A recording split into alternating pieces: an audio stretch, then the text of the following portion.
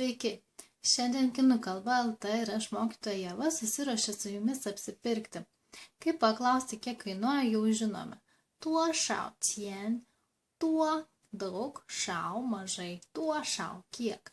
Tien pinigai, tuo šau tien, kiek pinigų arba kiek kainuoja. Kitas būdas pasiteirauti kainos yra zama mai. Zama mai. Zama kaip ir mai parduoti. Kaip parduodama. Zama mai. O kągi pirksime?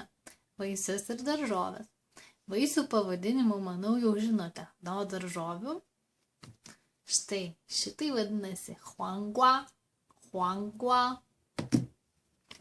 Čia mes turime huluobo, huluobo. Šičia yra yangcong, yangcong.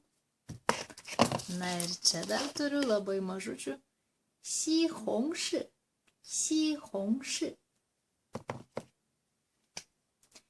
Kaina, kurią pasiūlo pardavėjas, mums ne visada patinka. Jeigu norime pigiau, klausime pian yi dier, xing ma?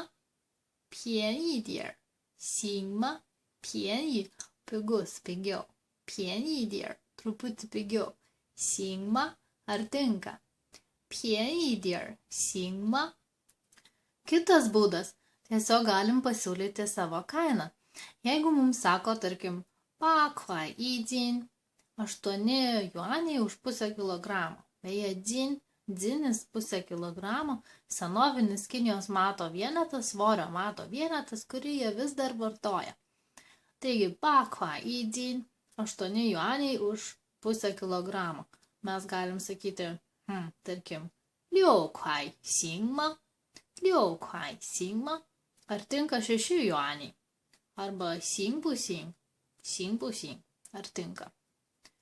6 kuai xing ma, 6 kuai xing bu xing. Ar tinka 6 juaniai?